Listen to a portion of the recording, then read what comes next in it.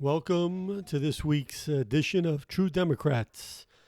And the last couple of weeks have been something else for this country. On top of a pandemic and everybody staying home, we've had the clashes with the police and the protesters over the death of George Floyd. And of course, the protesters have been going at it now for about 10 days.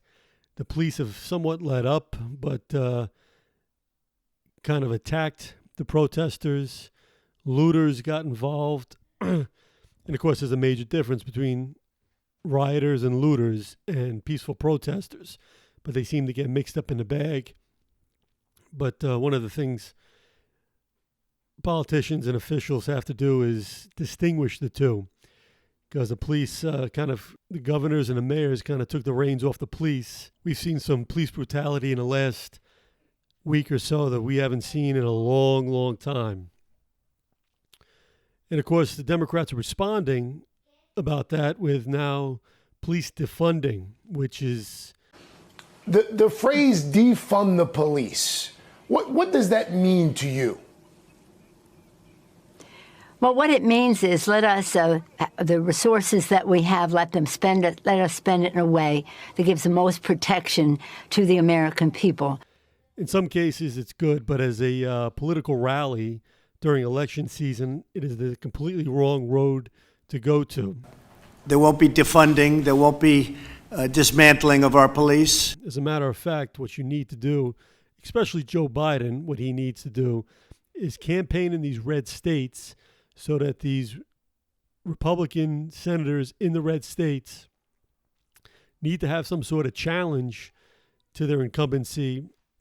And Democrats need to turn these seats over in these bright red states. And you're not going to do that if you talk about defunding the police. All these voters know in the red states is that law and order, the police, they got to keep the rioters and the looters and the protesters, which they lump into one group. They need to keep them in order, keep them off the red state streets.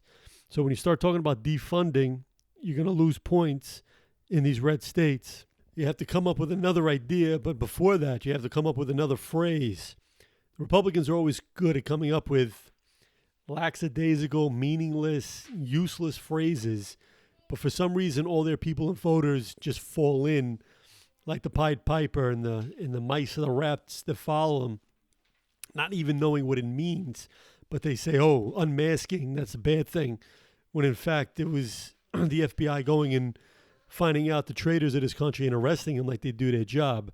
But all these voters in the red states can figure out what defunding the police departments mean. And it's not a winning formula. Of course, the Democrats are coming from a thoughtful place. Funding of police is a local matter, as you know. From the standpoint of our legislation, we're not going to that place. What we're doing is talking about how we change policy to make our policing more just and that. There's some issues that we ask police to do, like mental health issues or policing in schools and all the rest, that perhaps we can shuffle some of that money around. But those are local decisions. How can you stop police brutality? A lot of the mayors are kind of powerless if they want to do something against against the police. If there's police brutality, some mayors, governors want the police out there banging heads and getting these protesters to disperse. But what has happened over the last decades is that the police unions have become a powerful instrument, and the courts have allowed them plenty of leeway to engage in kind of the physical brutality that they do against citizens, individual shooting blacks, unarmed innocent blacks, pounding protesters to submission, tear gassing them. The only way to really stop that is not really, the funding is not going to stop that. To stop that, you have to go to the top. You have to go to the court system where they can have some sort of leeway, have a decision come down that can, a net that you can throw over unprofessional police actions. And basically what all that is just unprofessionality, when just like the military, what the police should be emphasizing is professionalism.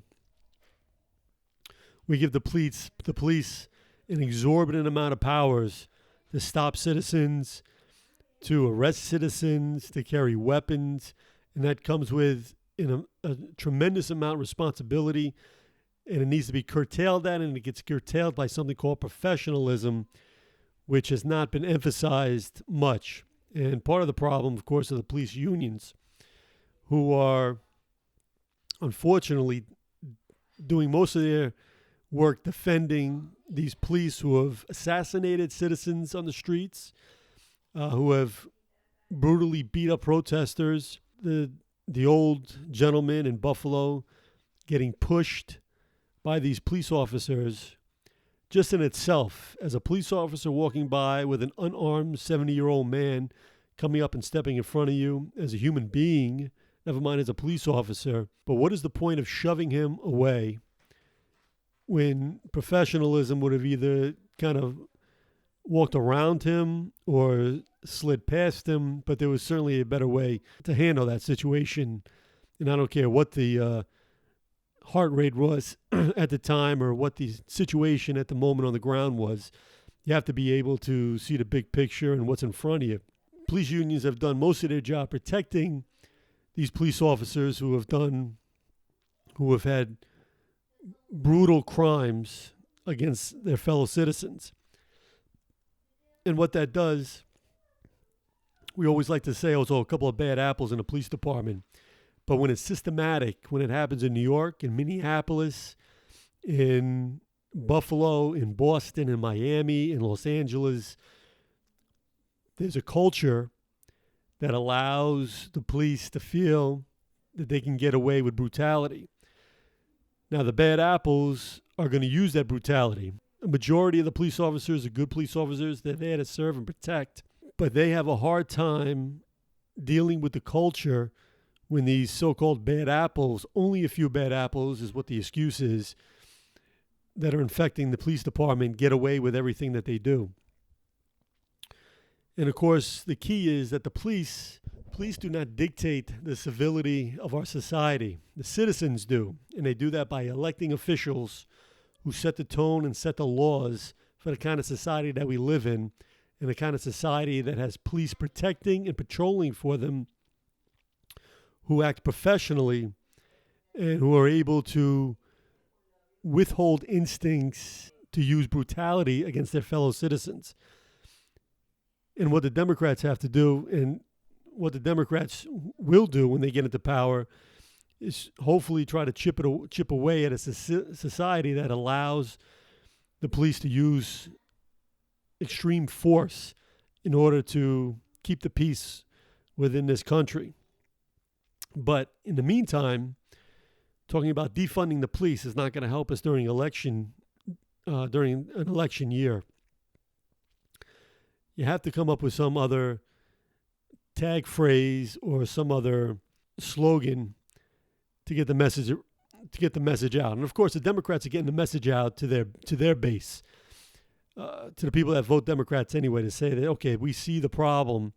We have to address the problem. The only way you're going to address the problem is if you're in charge, if you've been elected to office, and you're able to do something about the judges who have allowed these police to use lethal force in order to keep the peace in this society.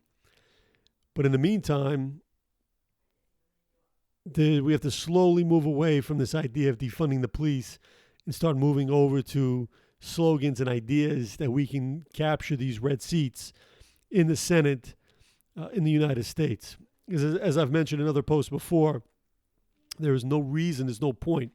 If Joe Biden wants to actually govern and get things done, he's got to do it with more than 51 senators in a slim majority, because everybody's going to be worried about in 2 years the next election, where they're going to start again. This is a cycle that we can look at over and over again. Whatever Joe Biden does to try to make this country a better place, whether reforming police, whether it's increasing the health care, whether it's getting child care or maternity paid leave, the Republicans are going to find some silly word, some silly phrase to make it sound like it's going to crash the economy, and they're going to run that into the midterm elections.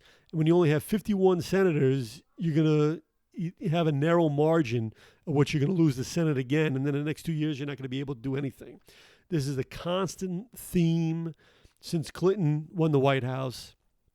This is a constant playbook, and I'm tired of seeing this movie over and over again. Joe Biden has got to go into these red states, and he has got to campaign with these Democrats and all the challengers, the Democratic challengers against these Republican incumbents are solid individuals.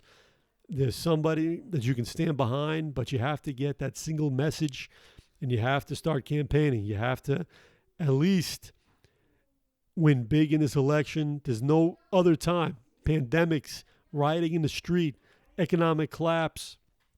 You have to be able to swap, a big swap at the Senate, 6, 7 seats. You have to be able to turn over and go into Alabama and try to keep that seat. You have to put up a fight. Costs money, sure. Get a good accountant to spread the funds around. But it also takes a lot of sweat, blood, and tears to get in there, work, hit the pavement, and talk to people in Alabama, talk to people in Idaho, talk to people in South Carolina. But you're going to have to do that if you want to make a difference in history of this country, make a difference to the people today. You're going to have to campaign in those red states. Now, Joe Biden and the Democrats have a little bit of a problem. Some good news this weekend. Good news for the job market. The U.S. economy added 2.5 million jobs. But good news with an asterisk next to it. Guess who's going to be touting that from now until Election Day? Very big day for our country. It's affirmation of all the work we've been doing. It comes with a little asterisk, and it comes with a whole grain of salt because of several things. The numbers have two things working against it. First of all the numbers are going to go up as soon as states start opening up. New York is going to open up this week or the coming week soon, so those numbers are going to continue to climb. So there's only one way to go up when it comes to job numbers. It means it's going to start going up because they're so bad. And, of course, who's going to take credit for that? Our dear leader, President Trump, which he's already staked a claim in. The underlying problem is that there is no cure for this coronavirus. Well, let's call it the Trump virus or the Republican virus. These are the guys that let it into the country. But there isn't a cure. So when these governors in these Republican states opened the doors early to let people out, and we had lousy testing from President Trump, so we're not able to isolate the people who've had this virus, it means that virus is running around again. A couple of months ago, they said, even before we realized how bad our testing was, they said this coronavirus was going to come back with flu season. The Trump virus was going to come back in the flu season. But the fact that we do not have a cure yet, we may not even have a cure yet until at least the end of the year or the beginning of next year. Vaccines, by the way, had a meeting yesterday on vaccines. We're doing incredibly well with that. I think you're going to have some very positive surprises. And therapeutics, likewise, we're doing extremely well. Cures, we're doing well. I think those two words really blend in with each other. In a weird way, I had to sort of just free myself up to believe that it was okay to be stupid or dumb. To be a moron. Yeah. To be moronical. Exactly, to be a moron. But tremendous progress is being made on vaccines. In fact, we have ready to go in terms of transportation and logistics. We have over 2 million ready to go if it checks out for safety. In a weird way, it was almost like I had to sort of fool my mind into believing that it wasn't retarded. And it's also, the nice part is we have 4 companies, I guess you could even say 7 or 8 companies that are doing some similar and some very different. Playing a guy who ain't smart but thinks he is, that's tricky. On the vaccine front, and some similar and some somewhat different on the therapeutic front. Can't even argue with you. I don't even know what the fuck you're talking about. So tremendous progress is being made on that, and I think even without that, and I have to say, even without that, and I don't think you're going to be having to use that in the future, that statement, even without, because I think they're going to have it. I got an ulcer. An ulcer? Yeah, I got an ulcer. I got a big fucking ulcer, and all your bullshit's starting to make it bleed again. Means that this thing is going to start spreading even wildly again. It's going to start spreading through this country. And when it starts picking up pace and more people start dying from it, what do you think is going to happen? We're going to have to start closing things up again. We're going to start have to quarantine. We're going to be back, and we're opening our country, and I hope that the lockdown governors, I don't know why they continue to lock down, because if you look at Georgia, if you look at Florida, if you look at South Carolina, if you look at so many different places that have opened up, I don't want to name all of them, but the ones that are most energetic about opening, they are doing tremendous business, and that this is what these numbers are all about. Of course, these Republicans keep chasing their tails around, so who knows if we'll ever get anything done until a virus is discovered. And hopefully that comes before next Democrat, Joe Biden, can win the White House. We can't wait that long. Joe Biden's last campaign ad talks about leadership, and I don't think there's anybody that can doubt that Joe Biden is a better leader than Donald Trump. And I think even people in the red states are saying what a joke and what a con artist he is. But again, you have to go into these red states with issues. I would suggest all of the Democratic candidates running against Republicans go to the shelf and take the Republican playbook off the shelf, open it up, and take a look at it and start copying. Because Republicans did a great job. All of their policies are bad for this country, yet they keep winning elections. And how do they do it? They take a specific policy, they take a specific subject, they twist the facts, they lie a little, but then they run with it and they pound it into the voters' minds. So that by the time it comes election day, people that think that health care was bad for you will vote against health care that helps them. But the Democrats, on the other hand, you have all the facts, you have all the policies that help everybody, including those in the red states. You have those policies. So just take the playbook of the Republicans and just take one subject and just pound it, and pound it as a message and let everybody know how the Republicans are trying to steal that away from you. Social Security, Medicare, Medicaid. I mean, look at Donald Trump. But Iran stopping their nuclear weapons and stop building it, that is what we wanted. Now, It's just unbelievable. I think it's the worst document I've ever seen as far as the negotiation is concerned. Trump and the Republicans got rid of it. Democrats should be saying this is the worst deal that we've ever gotten, Trump getting rid of the Iranian nuclear pact. They should be screaming every day, this is the worst idea. Now Iran's making nuclear weapons and pointing it at the United States. The Pan-Pacific Treaty. I'm going to withdraw the United States from the Trans-Pacific Partnership, which has not yet been ratified. So, the Trans-Pacific Partnership is another disaster. Again, one of the worst ideas. And yet what it would have done, what would it have done? It would have opened up all the trade routes so that these farmers who are suffering in their businesses because of these unnecessary and useless tariffs could actually sell their goods. So they don't have to sell it to China. They could actually sell it to the other countries. A, they can make a living, and B, lessens China's power in the Pacific region. This is one of the worst deals for America. I mean, it cripples America.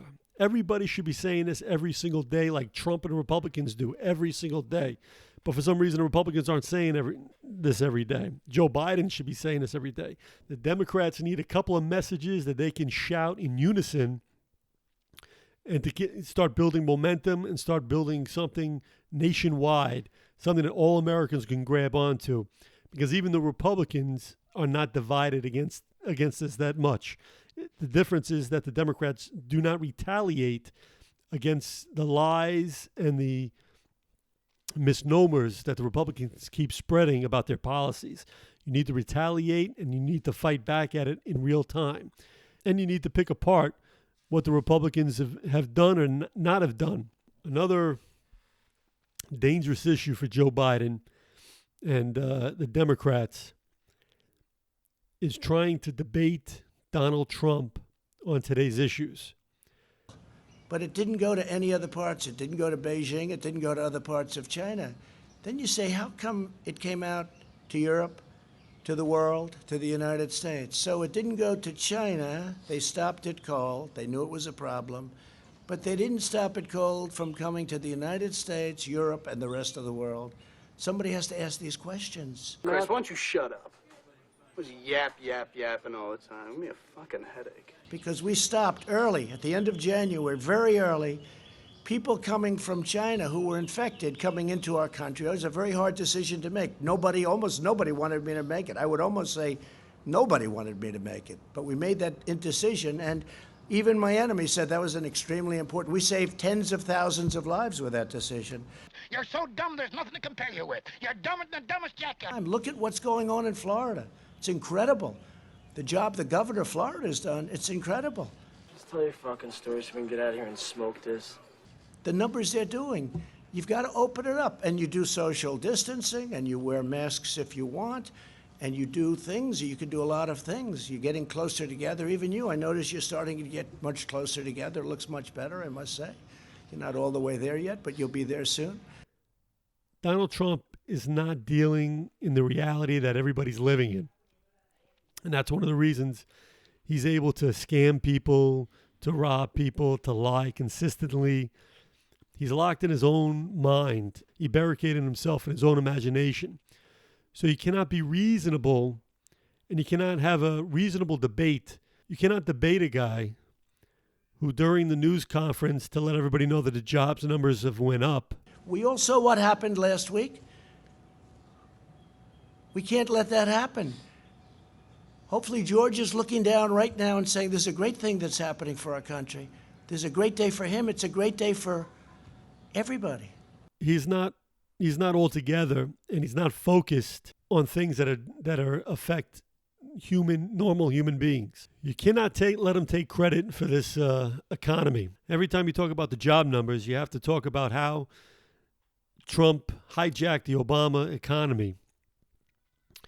You have to talk about how first of all, you should refer to Trump every time you say his name as the guy who had 4 bankruptcies, who lost $400 million that his daddy gave him, started Trump University that stole from students and gave them a worthless piece of paper, who contractors built up his golf courses and his casinos, and he didn't pay them anything.